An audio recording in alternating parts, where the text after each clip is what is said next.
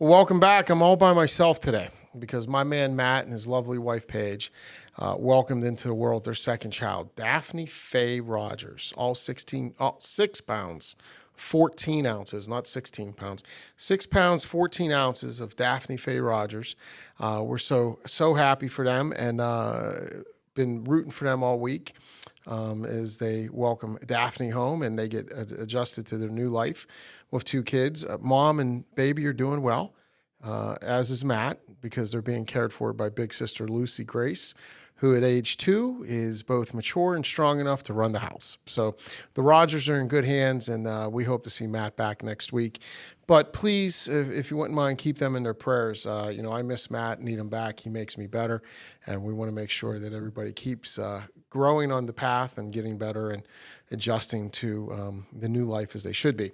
So last week when Matt was still here, we introduced this concept of courageous communication and the importance it has on our relationships. And this week I want to go a little deeper because we've had a lot of folks reach out to both of us over the past week and talk about how the concept intrigues them. They thought it made sense, but we're asking for some examples of what courageous communication looks like in action.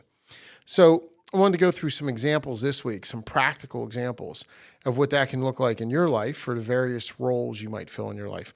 So let's start with selling, because if Matt were here, that's what he'd want. But we're going to start with from a selling perspective. What does that mean? And it's important for us to remember when we talk about courageous communication, it's about asking those challenging, sometimes courageous questions that we should be asking or we need to ask, and it's to help the other learn and discover. Remember, courageous communication takes courage on our part, but it's always to help the other. It's for the benefit of someone else. So we should be asking these questions out of charity, right? To help the other person improve, get better, to see things that they may not have seen and understood to date, to help them confront things they might not want to confront. An area we talk about this in sales is asking about how we move forward or if we're going to move forward. One of our favorite questions, and you know this if you've watched us for any length of time, we love one thing questions. One thing questions are so much more powerful, so much more impactful, and so much more valuable than anything questions. And what's the difference? Well, anything questions start with any, the word any, right? So is there any reason you wouldn't work with us? That seems courageous, right? For a lot of people, it takes courage to ask that question. But when we ask an anything question, we get a very vanilla or lack of an answer. Why? Well, because anything questions are like cotton candy. Cotton candy, as it hits the tongue, what's it do? It dissolves. It goes away. Before you eat the cotton candy, it's colorful. It's attractive. It seems like it's going to be big punch. Put it on the tongue and it completely dissolves. When we ask anything questions, it's cotton candy language because we build up some of the courage. I'm going to ask this question. I think it's going to be high impact. I'm placing it at a time in the conversation where we need great answers. But as soon as it hits the ear of the hearer, it dissolves, has no impact. Usually if I ask somebody, hey, is there any reason you wouldn't work with us? They're going to say, no, we're good. But there's no passion there because I didn't give them permission to tell the truth. So a courageous question, a courageous statement that encompasses courageous communication is when I would say to somebody, hey, this looks good. This makes sense. If this proposal resonates and captures all the things we discussed, what would be the one reason you'd say no, right? The way I like to phrase that is I typically say, hey, when we talk next Tuesday, so this is after I've set a clear next step, after I may have gone through a proposal draft review and say, when should we get back together to review or after you talk with your team? And somebody says, Tuesday looks good. We put it on the calendar. I say, by the way, when we talk next Tuesday, if you were to say no, what would be the one reason why? It's amazing the truth you get. People will give you truthful answers when you ask one thing questions. Asking one thing questions, though, takes a lot of courage. It can be intimidating when we first start it. It can be scary when we first start to embrace one thing questions. However, they lead to great results. So if we embrace one thing questions, we're going to get real answers. So that's one area in sales that an example of what courageous communication could look like. What about as a sales leader? Right? What do we do as a sales leader? And what's a situation as a sales leader we can encounter that would force us to embrace and execute on courageous communication? I think it's when we're talking about opportunities in the forecast. Too often when we're talking about our pipeline, when we're talking about the forecast, we have our salespeople tell us things that are just, again, going back to cotton candy. Well, they can paint beautiful pictures and lovely shades of blue and pink and bright oranges and pastels. And they say, oh, everything's great, boss man. You can't believe how much they love us. And we say, okay, tell me some more. Because our job as a sales leader is to push forward to clarity. We can't just accept that fluffy language that says, we're good. It's coming in this quarter. It's in the pipeline. Keep it there. Unless we push forward and examine, unless we inspect what our sales reps are telling us so that we know if it's true. There's this famous phrase in the world of financial investing that I remember coming forward from Federal Reserve Chairman Alan Greenspan. And on December 5th, 1996, Alan Greenspan, at the time chairman of the Federal Reserve, he said, he gave this speech. I don't know if it was the Congress, Senate, whatever, but he gave this speech and he used this phrase, irrational exuberance. And he said that there was an irrational exuberance in the market. And that phrase, irrational exuberance, I think is one of the most beautiful phrases ever coined, but it's stuck with me since then. And what was that? My math would say 26 years roughly, right? So for 26 years, I've thought of that irrational exuberance, and it applies perfectly to our salespeople.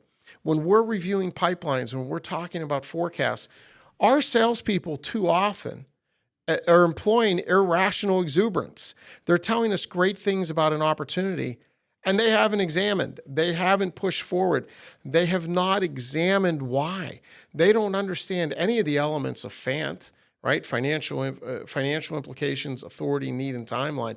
They haven't had the courage themselves to dive into that with the prospect or the client. They're just coming back and telling us good things. They don't ask the hard questions of the client or the prospect. Why?